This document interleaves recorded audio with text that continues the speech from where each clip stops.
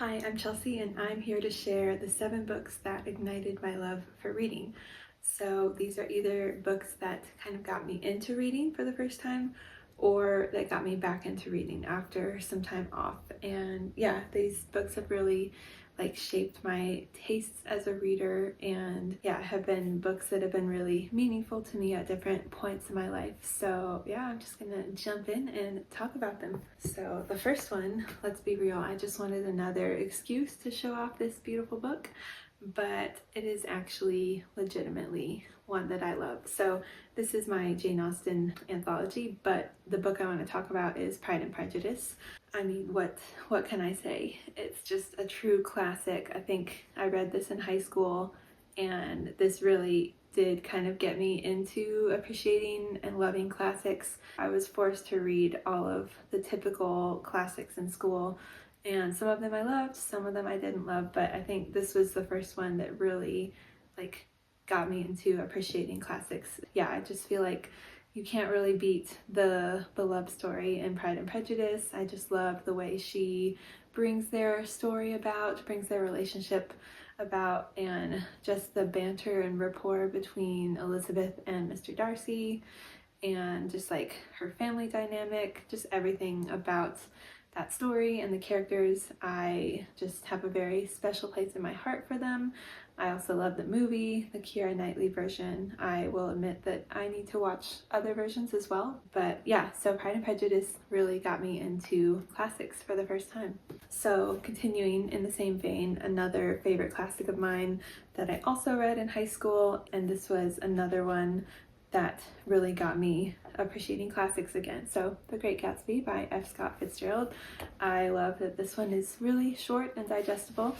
And yeah, I just really love his straightforward writing style. I love the 20s jazz age setting. This is one of those books that is not a happy ending, and a lot of the characters, they're just not great, and their lives are kind of sad and just makes you really kind of think about your life. And I think this is a book that kind of made me appreciate books that don't end happy and that have some tragedy involved. And yeah, it just makes you really sympathize with the characters and kind of think about what not to do in your own life. And again, I loved the movie. It's really good. You're gonna find a theme here. A lot of these books have been made into movies, which that wasn't part of the plan, but here we are. So those were my high school reads that got me into classic literature. We're moving on to my college reads that got me into YA fiction. So here we go, the Hunger Games series. So this is Catching Fire, which is the second book. I read the first book in 24 hours, I think, and I was just completely hooked.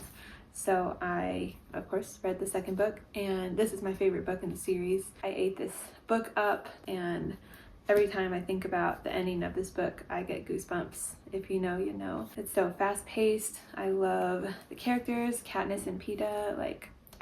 I love them. I was obsessed with them. Again, kind of some dark themes here, I would say. And yeah, it just really got me into dystopian YA fiction, whatever genre you want to put this in.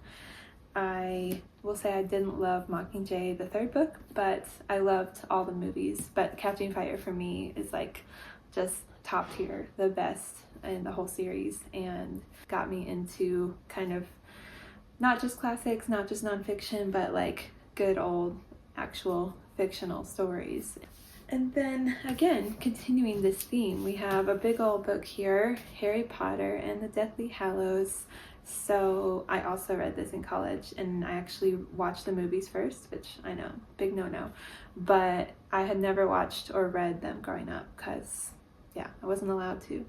But in college, I did what I wanted. So I watched the movies, I loved them, and then I read the books and I loved them. I'd say Prisoner of Azkaban and Deathly Hallows are almost tied for my favorite, but this won out as my favorite book in the series. I mean, it just wraps it up so well. You just really get to follow everyone's journeys to the end, especially obviously Harry, Ron, and Hermione, just following their friendship and all the drama that kind of takes place, and then the battle at Hogwarts and good versus evil. yeah, so just like watching everyone's stories kind of come to a close, and yeah, I just was super emotionally invested in this and the series as a whole. I just loved it. Yeah, those are my college and high school reads that really got me excited about reading. So we're gonna jump forward to adulthood, the last couple years. So I mentioned this book a lot, surprisingly, but this really got me back into reading as an adult. I kind of like took a break there for a while, and I just randomly picked this book up on vacation because I wanted to read a book, and I found this one. So Where the Crawdads Sing. I had heard a lot of people talk about it. This one also became a movie. So the first 5 books in this video have been turned into movies, weirdly enough. A lot of people have said it's like too slow for them, like with the historical element and like the mystery, but for me, I was hooked right away. I love the murder mystery element and the historical setting. I really like empathize with the main character. I thought she was really interesting. She's super introverted and like keeps herself isolated. Everyone calls her like the marsh girl, and she's just kind of doing her own thing, and it was just like a different take on like a main character. And yeah, I really enjoyed the writing style. It really, you kind of feel like you're in the marsh. Yeah, I finished it on that vacation and was like, maybe I'm a reader again. And I did indeed become a reader, and I have been hooked on fiction ever since. So we're down to the last 2. And I read this book a couple months after Where the Crawdads Sing. I had been getting back into reading, like I said, but this one really like sealed the deal and got me into reading like just a ton of books. I think I read this in 2022 at the start of the year. I think it was the second book I finished that year. And I'm pretty sure I read like over 100 books that year. So that like just catapulted me back into the reading world. And this book is The Invisible Life of Addie LaRue. I have such fond feelings for this book. Again, this is another book that's kind of controversial. A lot of people say it was very slow and they didn't connect with it and just didn't like it. But for me, it was definitely a win. I just loved all the different like time periods and locations, and just kind of following Addie LaRue throughout her life, and also like the 2 main relationships that she has. I was rooting for one more than the other. I will just say that, and it's not the one you would think maybe. I'll just say that I really enjoyed Luke the devil, so you know. That really worked for me. And yeah, this book was just very like atmospheric and descriptive. This is one that I think kind of made me realize that I could like fantasy as well. Like obviously I read Harry Potter and I had read some other fantasy, but this one, and it's kind of lighter on the fantasy I'd say, but like the time travel fantasy elements really worked for me, and it made me realize that I really love like that genre.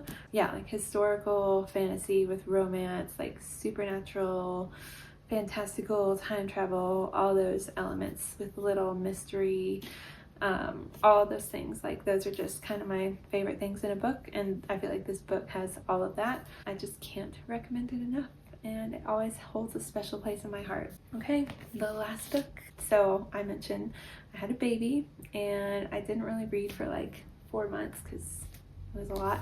That was last year, like May of last year, and I picked this book up I think in like August of last year, and I was like, okay, maybe I'll try to read a book again, see if I can handle it mentally. And I was able to read it, and not only that, but I just like was obsessed with it. And the book is Tomorrow and Tomorrow and Tomorrow. Yeah, this like fully got me back into reading after having a baby, and obviously I started this channel. I'm still going strong with reading, and yeah, this really just got me back in the reading mindset. And I was just so, again, invested in these characters, Sam and Sadie and Marks. I know this book is like about video game design, which I was like, I don't know if I'm gonna like that, but it really isn't like mainly about that. For me, the themes of like friendship and just relationships in general, and like creating, what it's like to be a creator, and just like the span of time that it follows to, like over many years, and just kind of following their relationship, like Sam and Sadie, and then like their creative rapport, and just all the things that happen. It's definitely more of a character driven story than like a plot driven story, which I think I really enjoy. I mean, I love good plot and action, but I just really loved like following these characters' journeys, and I felt really connected with them. This book just, it's a special one to me as well. You know, when you like want to hug a book, you know, it's a good one. And I'm really grateful that I read this when I did, because I am so glad that I'm back into reading now after having a baby. So this book really helped get me back into that mindset. I am just really grateful for all of these books that were brought into my life at the times that they were, and they really kind of like shaped my tastes as a reader. Yeah, they were just books that really got me excited about reading. So I would love to hear some books that did this for you, that kind of either got you into reading or got you back into reading, and books that have really shaped your taste and your life as a reader. So yeah, that is it. Thank you for watching, and I'll see you in my next video. If you'd like more bookish videos like these, make sure to like and subscribe. I love meeting people in the booktube community, and your support means the world to me.